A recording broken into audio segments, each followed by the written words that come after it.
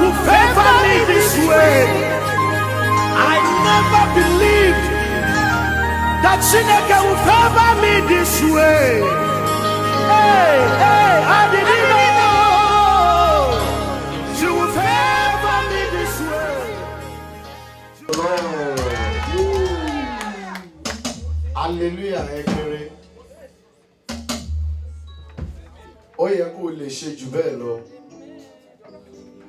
Bíbélì wípé níwájú Ọlọ́run ni ẹ̀kúnrẹ́rẹ́ ayọ̀ wà. Àánú lèmi àti yín rí gbà. We have received mercy from the Lord. Kì í ṣe nípa ìmúra yẹn. It's not by your dressing. Kì í ṣe nípa aṣọ tó wọ̀. It's not by the clothes. Where are we taking our faith to? Níbo la ń bá gbàgbọ́ lọ? Where are we going to with our faith? Kírísítẹ́nì ẹ ò fura abẹ́ orí o. Ohun tá a sọ gbàgbọ́ dà o. And see what we have turned our faith to be. Níbo la ń bá gbàgbọ́ rẹ o? Where are we taking the Christendom to? Níbo la ń bá gbàgbọ́ lọ? Where are we going with the Christendom? Kírísítẹ́nì ẹ ò fura Christian, you are not abẹ́ fearful. orí o. Can't you see Ohun tá a sọ gbàgbọ́ dà o. what we have turned this Christian to be? Baálé ilé ìbámọ̀gbà tí olè ń bọ̀. The head of the house should have known when the thief will come. Ta ló mọ wákàtí tí Ọlọ́run gangan fẹ́ Who dé? know the time and the hour God is coming? Ta ló mọ wákàtí tí aago yẹn fẹ́ dún? Who knows the time the bell will be rung? À ń run chọ́ọ̀chì lénìí bó ṣe wù We wá. are running the church the way it pleases us, Àtọmọdé àtàgbà. both young and old, Àwọn alàgbà orí pẹpẹ. even the elders at the altar, Àtolùdásílẹ̀. the founder, A dẹ̀ ń sọ̀rọ̀ nípa ojú rere. and we are talking of divine favor. Iṣẹ́ ò kì í dédé iṣẹ́ láì nídìí. Problem will not come without any reason. Tá a bá ń sọ̀rọ̀ nípa ojú rere, When we are talking on divine favor, àwọn ìgbésẹ̀ kan lèèyàn máa gbé tí ojú rere fi máa wá. there is something that you will do that will make you to experience the divine favor. Àwọn ìgbésẹ̀ kan lèèyàn máa ń gbé tí Ọlọ́run fi máa mú ojú rere yẹn kúrò. There are something you will do that God will take the divine favor from you. Mo máa ń sọ fáwọn èèyàn pé Ọlọ́run ò ní kí wòlíì mọ́ ṣìwà wò. I always tell people that God will not say, oh, a prophet should not over to misbehave. Tí òjíṣẹ́ Ọlọ́run bá ti hùwà tó kù díẹ̀ káàtó. When a servant of God is doing one thing that is not good, Tí Ọlọ́run bá fún lórí ọ̀fẹ́ ìrònúpìwàdà. if God give him or her the grace to repent, Tó bá kọ̀ láti ronúpìwàdà. and you refuse to repent, Ikú lè má pẹ́ lòmíì kẹ́mi ẹ̀gún nínú iṣẹ́ bí ẹ. some people might not die, but they will have long life in their ministry. Ọlọ́run á mú tiẹ̀ kú òǹbẹ̀. God will take away his or her portion from it. Tọ́lọ́run tó fi ń jẹ́ Ọlọ́run lára ẹ̀ yẹn. Ojú rere tó wà lára ẹ̀ yẹn. But the Ọlọ́run máa mú kú favor o. with him or her, God will take that away, Akúkú wa ṣiṣẹ́ fún èṣù dáadáa. and the person will be working for the devil. Irú wọn lẹ máa ń padà rí pé at the end of the day, These are the people that you will see at the end of the day. wọ́n á gbóná láàárọ̀. They will be hot in the morning. Ọ̀sán wọn olúgbòhùn ló máa jẹ́ ìrànlọ́wọ́ fún Their wọn. night will be so bad with the devil. Tàbí bàǹtẹ́. Or they will be using different charms. Tàbí kí ẹlòmíì kọ́ church. Some people will build the church, Kó gbé Ògún àti èṣù sí ẹ̀yìn church but they ẹ̀. will have a gods of the devil in their church. God of iron, Ojú rere Olúwa. favor of God. Praise the Lord. Hallelujah. Gbogbo èèyàn ló yẹ kó ní ojú rere. Everyone should have this divine favor. Most especially àwa aládùá. Most especially we prayer warrior. Ṣùgbọ́n lónìí, But today, ẹlòmíì gan ó ti gbàdúrà, ó ti gbààwẹ̀. some people have prayed and fasted. Ó tún ti dúró fún ojú rere. They are standing to receive the divine favor. Àwọn youth tó dìde lẹ́yìn ẹ̀, But the youth that are rising after him or wọ́n her, tún ti kọjá lára ẹ̀. they pass by him or her, Á tún máa wá jowú wọn. and he will be jealous of them, or she will be jealous of them. Praise the Lord. Hallelujah. Irú ìgbésẹ̀ wo ni èmi àti yín ń gbé? What are the things you are doing or I am doing? Ṣáà yẹ lẹ́yìn tó yẹ kó rí ojú rere Are we Ọlọ́run? fit for that someone that want to receive divine favor? Àwọn kan wà, Wọ́n máa wẹ̀ gbà. Some people don't know how to fast. Wọ́n máa dúà gbà. They don't know how to pray. Even though wọ́n lọ church. They don't even go to church. Wọ́n dẹ̀ rí ojú rere. And they are receiving divine favor. Oríṣiríṣi nǹkan ni èṣù máa fi ń twist brain wa. The devil used different kind of things to twist our brain. Onígbàgbọ́ wa máa wò pé bẹ́ẹ̀ tí eléyìí kò tí èmi tí mò ń ga gan. But the believer will be like, oh, but this one, but I'm the one doing everything. But be careful. Àwọn ìran ẹ̀kan ti pay sacrifice. The generation of such have paid some sacrifice Fún ojú rere. for divine favor. Tó o bá jowú wọn, ó kù. If you are jealous of them, you will die. Ọlọ́run ló sọ̀rọ̀ fún àwọn ọmọ Ísírẹ́lì. God said to the children of Israel, Ìlérí yẹn dẹ̀ ṣẹ fún wọn. and the promise came to pass in their life. Ìlérí ojú rere yẹn ṣẹ fún wọn. The promise of that divine favor, Tán bá ti ń ṣẹ̀. anytime they misbehave Tán dẹ̀ ń ronú pìwàdà. and they repent, Ọlọ́run dẹ̀ tún gbà wọ́n. God will still save them. Ó mú ṣẹ fún wọn. He's making everything to come to pass. Exodus 20 sọ nǹkan kan. Exodus chapter 20 says something. Ọlọ́run ogun ni mí. I am a jealous God Tí ń bẹ ẹ̀ṣẹ̀ bàbá wò. Láti that ìran will kìíní. seek the sin of the father from Tó the bá bẹ son ẹ̀ṣẹ̀ bàbá wò láti from the ìran first kìíní generation títí dé ìran to kẹrin. the fourth generation. Kò sí ìran tí Ọlọ́run ò kí mú ìlérí ojú rere rẹ̀ That ṣẹ means fún. there is no generation that God will not fulfill his divine favor Ṣé on. irú àwọn ẹ̀dá bẹ́ẹ̀? You see this creation? Ìran wọn kan ti pay sacrifice. One of their generation has paid the sacrifice. Wọ́n á máa jọrọ̀ àwọn kèfèrí. They Kèfèrí will ni wọ́n á tún continue máa to jọrọ̀ àwọn enjoy kèfèrí. the milk and honey from the unbelievers. Wọ́n á tún máa mọ mú ọba. And they will suck the breast of the kings. Tó bá ti kọ́pì wọn àbò lára wọn. If you copy them or you are jealous of them, Ó parí nìyẹn. that is the end. Praise the Lord. Hallelujah. Mo fẹ́ ká mọ àwọn ìgbésẹ̀ tí èèyàn lè gbé tó fi lè rí ojú I rere want Ọlọ́run. us to know the step we can follow for us to receive divine favor of God. Àti àwọn ìgbésẹ̀ tí èèyàn ń gbé tí kì í jẹ́ kéèyàn rí ojú And the rere. step you can take that will make you not to receive divine favor of the Mo Lord. fẹ́ kí a ní òye ohun tí à ń pè ní ojú I want rere. us to have the knowledge of what is called divine Àti favor. àwọn ohun tí a lè ṣe láti rí ojú rere Ọlọ́run. And the things you will do to make you have this divine favor Nínú ayé ènìyàn, in the life of a human. ọ̀pọ̀lọpọ̀ onígbàgbọ́ ló sì ń wà lójú kan So many Christians are still in the certain point. láti ọdún yìí wá. They are still stagnant Wọ́n for a very gbàdúrà, long wọ́n ti time. gbé ọ̀pọ̀lọpọ̀ ìgbésẹ̀. They pray that they have taken so many steps. Wọ́n dúró ṣùgbọ́n ohun rere kan ò ṣẹlẹ̀ nínú They ayé are wọn. standing, but nothing good is coming out of their life. Ọ̀pọ̀lọpọ̀ àwọn ọ̀dọ́ ti dìde tí wọ́n sì ti kọjá lára So wọn. many youth have passed by them, Pàtàkì jùlọ, most especially àwọn tí a rò pé wọn kì í ṣe aládùúrà gan. those people we call unbelievers. Wọ́n ti kọjá lára wọn. They passed by them. Ọ̀pọ̀ onígbàgbọ́ yìí síbẹ̀síbẹ̀, But some of these Christians, wọ́n á tún máa still, jowú irú àwọn kan báyìí. they always get jealous of this creation. Ẹ má ṣì mí gbọ́. Don't misinterpret me. Mi ní kẹ́ ẹ má gbàdúrà. I'm not saying you should not pray. Mi ní ká má gbàwẹ̀. I'm not saying you should not fast. Àwọn onígbàgbọ́ yìí á tún máa bi Ọlọ́run léèrè wípé The Christian will continue to ask from the Lord, kí ló ń ṣẹlẹ̀ gan-an. what is going on? Wọ́n á ní kí ló ń ṣẹlẹ̀ nínú ayé àwọn. So what is going on in their life? O ní láti yí padà You must turn aright. nínú àwọn ohun kan You must repent from something tó ń ṣe tí ò yẹ kó ṣe tó ń ṣe that láti you rí are ojú not rere supposed Ọlọ́run to gbà. do and you are doing for you to receive divine favor. Ojú rere ọjọ́ kan sàn ju ẹgbẹ̀rún ọdún lọ. One day of divine favor is better than 10,000 days. Ọlọ́run lè ṣe ohun tí ó ti ní ẹ́ lára. God can do anything that has Ohun tí wọ́n been rò pé ó lè ṣẹlẹ̀ nínú ayé ẹ̀ something people think will not happen in your life fún 20 years for 20 years. tí ojú rere Olúwa bá dé, By the time you receive the divine favor of God, ó lè ṣẹlẹ̀ láàrin it ìṣẹ́jú will kan. happen in just a little minute. Praise the Lord. Hallelujah. Praise the Lord. Hallelujah. Kí ni ojú rere láti ọ̀run? What is divine favor from heaven? Ojú rere láti ọ̀run jẹ́ ìbùkún àti ọ̀dọ̀ Ọlọ́run tí ènìyàn kò yẹ fún rárá. Divine favor from God is a blessing from God that you are not fit for. Ojú rere tó bá wu Ọlọ́run ni o. It is only those people that pleases God. Kì í ṣe nípa ipá tàbí It's agbára. not by power or by your might.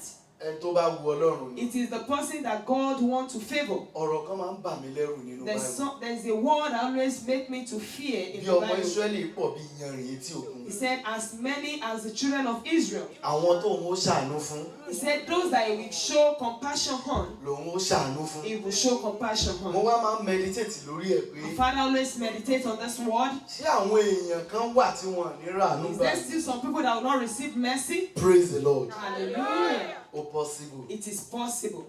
Gate man ò lè tán láyé o. Gate man will not finish in this world. May God wọn ò lè tán láyé.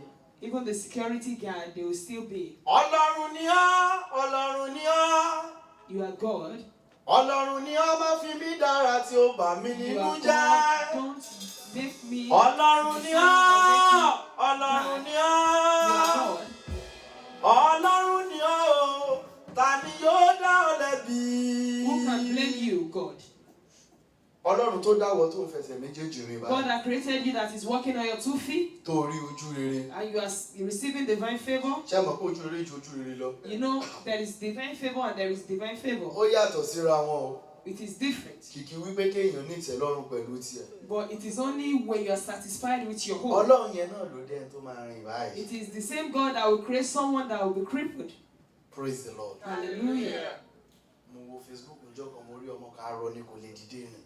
Wọ́n wá pè Our kó father saw wá mínísítà ní church. someone on the Facebook that cannot even walk. Wọ́n dẹ̀ ti gbé kámẹ́rà sí báyìí. She Bó was ṣe ń trying rálẹ̀ to lẹ́yìn náà ló minister wá.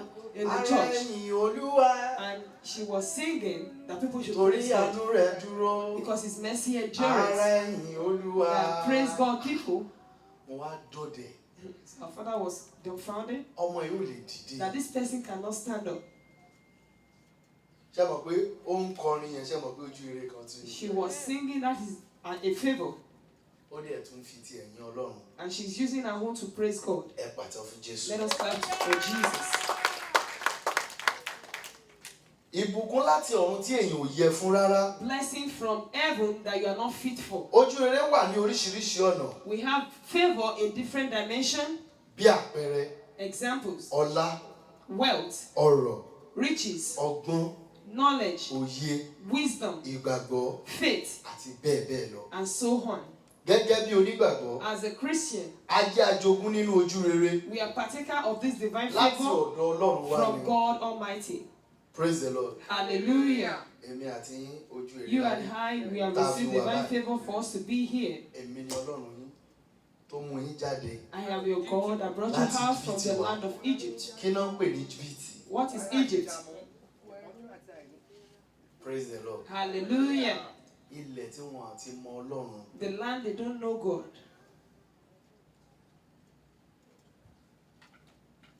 Oko ẹrú. Land of slavery. Ojú rere kan la rí. We received a favor Tán bá tọpinpin ọ̀pọ̀lọpọ̀ àwa tá a jókòó yìí. when they start to Tán bá máa investigate fi so ka many of us seated ìran here. kìíní kejì bóyá lè jẹ́ From pé first generation to Òòṣà náà ń bọ second ńbẹ̀. or third, maybe they are worshiping idols. wọ́n ti fi èèyàn oríṣiríṣi èèyàn bọ ọ̀pọ̀lọpọ̀ They have òrìṣà used ní ilé different ọ̀pọ̀lọpọ̀ human olúwa ẹ̀. beings to worship their idols in. Ojú rere la rí tá a fi jókòó lé. We have received favor for us to be here today. Láàárín ọ̀pọ̀ ẹ̀dá nínú ayé. Among people in the world, Láàárín ọ̀pọ̀ ènìyàn tó sàn jù mí lọ. among people that Ó are ti kà better than níyàwó me, láti máa yàn you ọ́. have counted me to be among those that Ta will ni praise ń you. bá fi Ọlọ́run mi wé? Who can I compare my God with? Àwọn kan wà olówó ni wọ́n. There are some people, they are so rich, Wọ́n lè rà wá pàjẹ́ bá a ṣe they dúró yìí. can buy us. Ọlọ́run gbà fún wọn. God is always there for them, Ṣùgbọ́n wọn ò mọ Jésù. but they don't know Jesus. Praise the Lord. Hallelujah. Ẹ má ṣì mí gbọ́.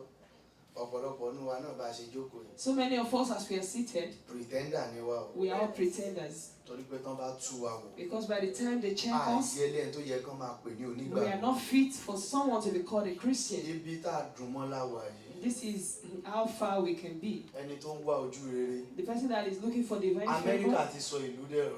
America has made Tó bá ti everything rí easy. owó tó ń san níparí oṣù yẹn san. By the time you pay your bills, Orí fóònù ẹlòmíà wà tá dẹ̀ máa sọ nǹkan tí ò mọ̀ nípa ọmọ làkejì some rẹ̀. people will be on the phone and they will start gossiping. Ẹlòmíà dẹ̀ wọ aṣọ àdúrà. Some people will be on their prayer Á ground. dẹ̀ kí Bíbélì mọ́lẹ̀. They will hold on to their Bible Á ní Ọlọ́run ọba láyé ń gbọ́. and say, God is my Ẹ witness. kíyèsí ẹ̀yin èèyàn Ọlọ́run. Be careful, my people. Irọ́ ló. Nǹkan fọ́ ni ẹ̀ ń rẹ́rìn-ín. Psalm 132 verse 13. Ojú rere Olúwa. Praise the Lord. Hallelujah.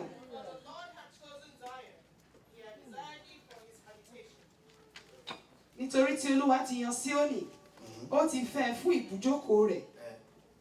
Praise the Lord. Hallelujah. Nítorí tí Olúwa ti fẹ́ Síónì.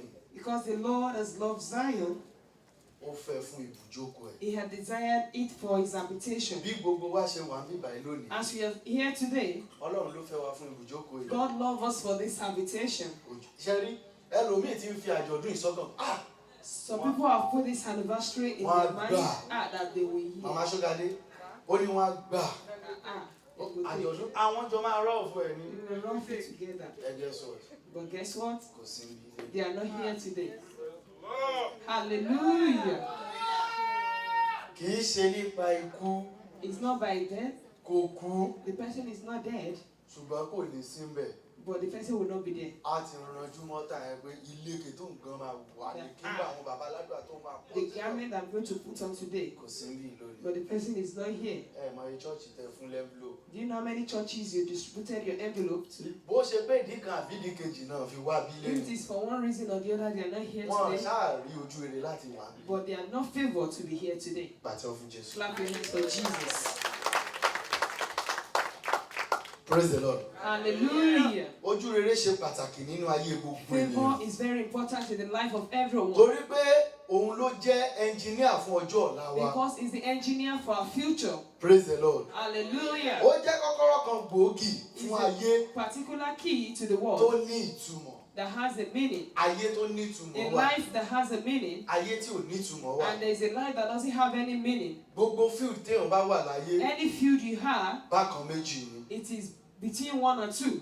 Èyí tó ní ìtumọ̀ àti tí ò ní The one ìtumọ̀. that has meaning and the one that doesn't have a meaning. Bọ́n pé kì í ṣe gbogbo olùdásílẹ̀ ní ayé wọn ní It's ìtumọ̀. not all founder that their life has a meaning. Kì í ṣe gbogbo akọrin ní ayé wọn ní It's ìtumọ̀. not all choir member that their life has a meaning. Bá ń kún akọrin lẹ́lòmíì There jẹ́. are some people, they are just members. Nígbà tó bá ń wá ojú rere, When you are seeking for favor, ìwọ gangan ni èṣù ń lò fún igi tó fi ń da iná rú. you are the one the devil is using as a stick, disturbing. Ìwọ ló mọ̀ pé ò ní kí lágbájá. It is you that will know that, oh, I will not greet this fellow. Akọrin sì ni ẹ́. And you are a choir.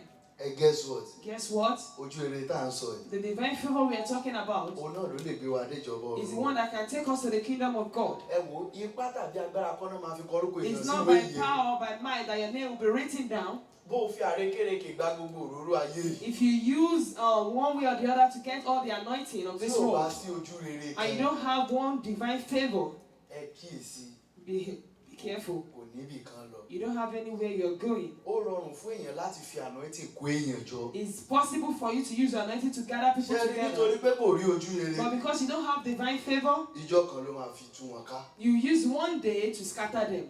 Praise the Lord. Hallelujah.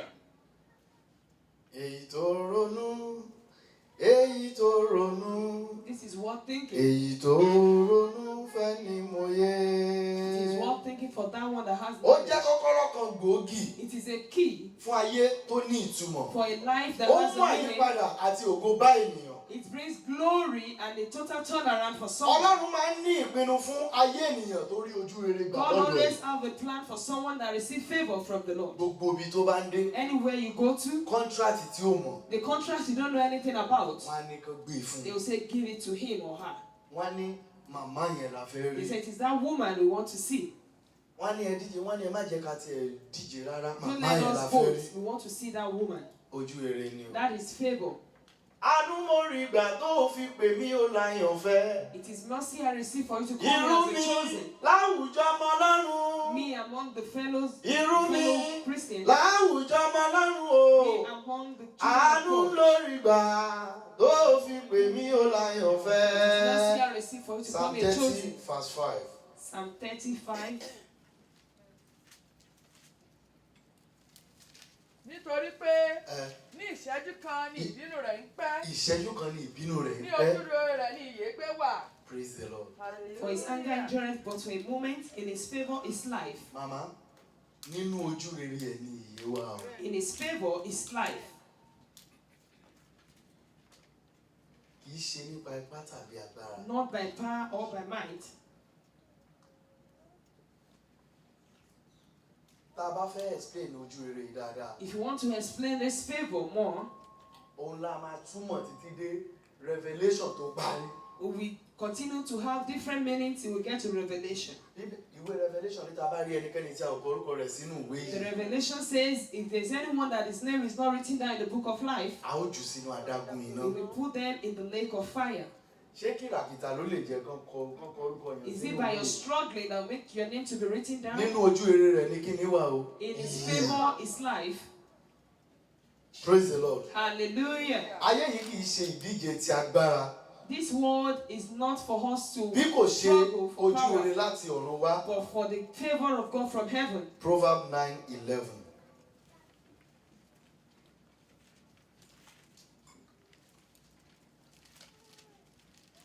nítorí nípasẹ̀ mi Nípasẹ̀ mi. ní ọjọ́ rẹ̀ yóò máa lé sí i àti ọdún ìje rẹ̀ yóò sì máa lé sí i. Praise the Lord. For by me thy days shall be multiplied, and the years of thy life shall be increased. Nípa ojú rere rẹ̀ By his favor, ní ọjọ́ wa máa máa lé. our days will be multiplied.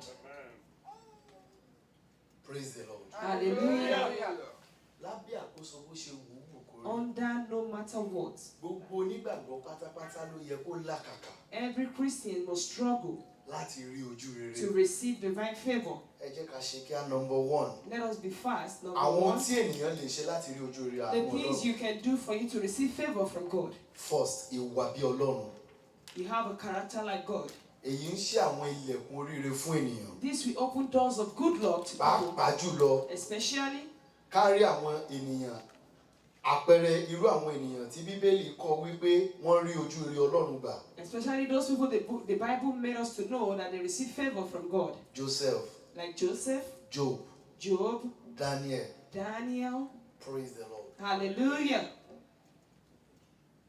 Ìwé Daniel sọ nǹkan kan. The book of Daniel said something. Ó ní Daniel ṣíṣẹ́gun gbogbo àwọn ọ̀tá He rẹ̀. said Daniel conquered all his enemy Nítorí pé kí ni o? because of what? Nítorí pé ẹ̀mí títayọ ń bẹ lára rẹ̀. Because he has a spirit of greatness in him. Ojú rere ni o. That is favor. Praise the Lord. Hallelujah.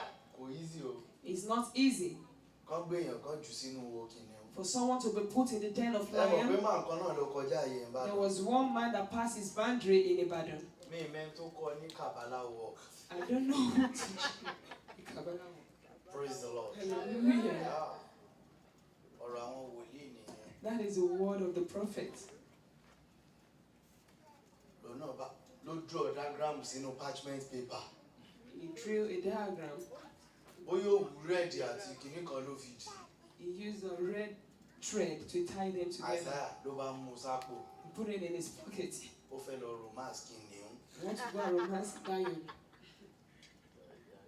Praise the Lord. Hallelujah. Ó mọ̀ pé ojú rere ni Daniel rí. He didn't know that Daniel received favor from God.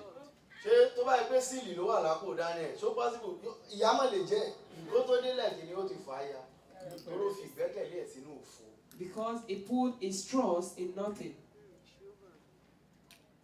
Láìsí àwẹ̀ àti àdúrà. Without fasting and prayer, Ó yọjú sí kìnìún. he got Kìnìún to kan the dẹ̀ ti lion. kọ́kọ́ jù lọ́ọ̀kan torí kó jìnà. Ìrù tí kìnìún yẹn ń jù ni pé The lion shake his tail that, ṣé hey, pé èèyàn ló máa fi break that, lé. is he a human being I will use for my breakfast today? Praise the Lord. Hallelujah. Break. Máa ẹ̀ dẹ̀ sọ fún pé okay it's okay The man has told the lion, it's okay. we'll see you tomorrow. I will see you tomorrow. And guess what? Guess Ó ṣà what? ní dandandandan òun fẹ́ romance kìnìún. He said, oh, okay, I just want to say hello to the lion. Mọ ọgbọ́n tó ń dá. Do you know what he's doing? Ṣé rí ẹ̀yin ìjọ ẹ ní láti wà very careful. We the church needs to be careful. Irọ́ ló ń tà láyé tá a wà. It is lie that is we can sell this time. You see, I don't want to mingle. I always want to be myself. I don't want to be anybody. Praise the Lord. Hallelujah. Torí pé ẹni tó rí bí èpò lénìí, tó rí bí àlìkámà lénìí. The one that you are seeing as the chosen of God today, Ìwọ gá ti triple fún ẹ̀mí èṣù tó ń ṣiṣẹ́ lára ẹ̀ wá sọ pé ó ní you anointing. might have tripped for the anointing of the devil working in such person. Mo ti jókòó mo ti ronú pa àwọn kìíní pé kí ló dé nígbà tẹ bá máa rò lọ tẹ bá dẹ̀ máa rò bọ̀. Our Father has been thinking about it. Ẹ máa rí i pé ó ní nǹkan míì lẹ́yìn orúkọ Ọlọ́run. you will see that they have something more than the name of God. Wọ́n á lò náà bá wọn fẹ̀yìn rìn wọlé àwo. They will say, him too is one of the followers of Ṣé the gbogbo devil. ẹni tó ti jókòó lábẹ́ anointing ẹ̀ ò dáràn? Everyone that is seated under such anointing, they are in trouble. Ìjọ yín ìtẹ́yìn lọ́rùn, ẹ fẹ́ bi tí èrò ti pọ̀. Your church should be okay for you. You want a place that Ẹ you ti have a lot gbàgbé of pé congregation. iṣẹ́ ìyanu ò kí ń ṣe fún gbogbo You ènìyàn. don't know that miracle is not for everyone. Kìkì àwọn tó bá gbàgbọ́. It is only those that believe. Tí ìbá ṣe pé ìwọ gan ṣe kìràkìtà fún If not ìdíje that asán, you too, you are struggling for a fake glory. ibi tó bá ti wà tán bá ti bá yín wílẹ̀ kan. Anywhere you are and you are being Ẹ fẹ́ reproached, sórí flenge lọ́bùnmí. you want to go somewhere else. Ẹni tí ò bá kíyèsára bẹ́ẹ̀ ó padà dáràn. If you are not careful, you put yourself in trouble. Ìjọ mélòó ni ìjọ òtítọ́ mọ́ láyé sáwà? How many churches are the true church of God? Ta ló mọ olùdásílẹ̀ òótọ́ gan? Who knows the true founder? Ebi ìkọ́dà lẹ́kọ́dà ẹ̀. Ta ló lè sọ pé wòlíì òótọ́ ni ibẹ̀ ṣe? Who can say you are a true prophetess of God? Orí pẹpẹ táwọn èèyàn ń jókòó sí tán máa sán bá ń tẹ wọ́n dì. Even on the altar, they use charms, jazz. Ẹ̀yin alàgbà tí ìfúnpá máa wà lápá. Praise the Lord. Hallelujah. Àwa dìbò bọ̀ bù lẹ́sẹ̀. They'll be Ṣé tí ẹ rí ìjọ àwọn obìnrin náà dáràn jù? especially the church that is led by a woman. Bẹ́ẹ̀ lómi bá rí opportunity tó fi fẹ́ lọ yí ìwé tán fi register church pé kán ṣáà. Ẹ rò pé kìràkìtà tó ń ṣe nítorí Ọlọ́run ni. You will think maybe they are struggling for God. Kò torí Ọlọ́run ṣe. It's not because of God. Praise the Lord. Hallelujah. Irú àwọn èèyàn bẹ́ẹ̀ ìṣojú eré o. Such people, they are not doing it Tó bá bí alone. àrékèrèkè ló rìn bẹ́lẹ́ngọ́ torí kò súnmọ́ ìyá àdúrà. They are using different means because you are closer to the founder, Ló fi wà àrékèrèkè convince ìyá àdúrà ńjọ́ kan. and use your bad character to convince Ní our mọ̀mọ́ mother. mọ̀mọ́ gbòòrò náà ní okúnlẹ̀. And our mommy say, okay, kneel down, I want to Wọ́n gba anoint you. òróró sí ọ lórí. And you are anointed. Kì í ṣe ojú rere o. It's not favor. Olè ni ẹ o. That is a thief. You will pay for it. And you will surely pay for it. Kò ní pẹ́. It will not be too long. Irú ojú rere yẹn kọ́. It's not that kind of favor. Ìwọ náà ó padà fọ̀tẹ̀ fẹ́ lọ dájọ́ lẹ̀. Because you too, you will be planning Ìjọ ẹ ò to, dẹ̀ ní gbèrú. you'll be Torí planning pé to get your own church and wọ́n church will not pè grow. ẹ́. Because you are not called. Praise the Lord. Hallelujah. Ẹ mọ iye ìjọ tó ti tìpa ń lu Do yín. you know how many churches that have been locked down in this country? Bọ́n ṣe ń tìpa káàkiri náà ni. That is how they lock it everywhere. Màmá, ọgbọ́n tí màá yẹn fẹ́ lò. That wisdom that man wants to Ṣẹ́rí use, tó bá rí kìnìún yẹn romance tán. by the time he romanced the lion, Ìjọ kejì, the second á day, bọ́ sórí TV. he will go to the TV Pìrìsẹ́ńtà náà wá. and the presenter will, Wọ́n ti kọ́ àwọn presenters nírọ́. they have already teach the presenters how to Ẹ máa lie. wà ní studio. You'll be in Nígbà the tí studio pastor bá ń bi presenter pé question wo lẹ máa bí mi tó máa tajà lẹ́nu. and the pastor will be asking the presenter, what kind of question will you ask from me that will make me to sell today? Ìkan wá bá mi ní premises ní Nàìjíríà. One came to our father in Nigeria. Ó bá ń kàrámà rẹ̀ ló sọ pé ẹ nídìí láti. Mo ní ee. He said, you need to, the father said, no. Mi ní ní tí mo fẹ́ sọ pé mo mú lójú òfurufú tí mo fẹ́ tà o. I don't have anything that I've picked from the sky that I want to sell. Mo ní má kọ́ mi ní nǹkan tí màá sọ ní I studio. said, don't teach me what I will say in the studio. Bàbá Pẹ̀kúlíà ló ń bàjẹ́ ń bíbà yìí. Bẹ́ẹ̀ ṣe jọ kóra yín nìyẹn. Ó dẹ̀ lè máa sọ lójú mi sí pé irú àwọn bàbá and he is a great man of God tó ń pè ní great man of God ní kíní. The man is a great Mo ní man of God. má kọ́ mi ní nǹkan tí màá I sọ. said, don't teach me what I will say. Mo ní sórí gbogbo nǹkan tí Ọlọ́run bá lò láti fi finance program yìí. Everything God used to Ajínrere finance this yìí program. ni. I'm an evangelist. Ìgbàlà àwọn èèyàn ni mò ń wá. I'm looking for the salvation of people. Ó dúró for 30 minutes. Bó The ṣe ń wò mí. presenter stood for 30 minutes and was looking. Praise the Lord. Hallelujah. Tí n bá ń lọ studio máa ń sọ fún pé ṣé àgbé àwa pásítọ̀ púpọ̀ pọ̀ Anytime our father go to the studio, he will ask, and I'm sure we are not with so many pastors. Nígbà tí bíi pásítọ̀ márùn-ún bá kúrò lórí prógrámù kan náà. When 5 pastors leave the same ó ti di program, business. and you ask me to come in, that is a business. Gbogbo èèyàn tó bá ń gbọ́ngàn kí lẹ fẹ́ kán ní ní For brain. everyone that listen, what do you want them to have in their brain? Praise the Lord. Hallelujah. Ṣé nígbà tẹ́ tó dìmọ̀ kí ni bá bọ́ta tóun náà sọ pé When the person that romance lion come out alive, agbára dé kẹ̀kẹ́ rí. and the person will go out on the TV and say, oh, I have power. Bàbá àdúrà yín ṣẹ̀yìn. That is when you will know that your pastor is not doing right with you. Wọ́n lọ ọ̀dọ̀ kìnìún ayé.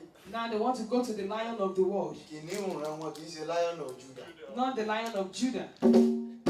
Ìgbà ẹni máa mọ̀ pé wàhálà ìyá àdúrà yẹn ti pọ̀ jù. That is why you know that Mama is too Ó yẹ troublesome. kó ṣe kí ní kó ṣe látijọ́ tó lúwẹ̀ tí ẹ̀ ti ń ṣiṣẹ́ All kò yẹ this time kó I've kàn been jù sat sórí on àga funfun yìí. You should just allow me to sit on this white chair. Àwa ipò lọ́bù mi. That is when they Àbùkù will ló padà seek kan position in another church and they will get in trouble there. Ojú rere Olúwa. The favor of God. Ẹni tó ń ti ìletò dé ìletò. Anyone that travel from one place to another, Ìjọ kan láńgẹ́lì ìfẹ́ máa ń wò.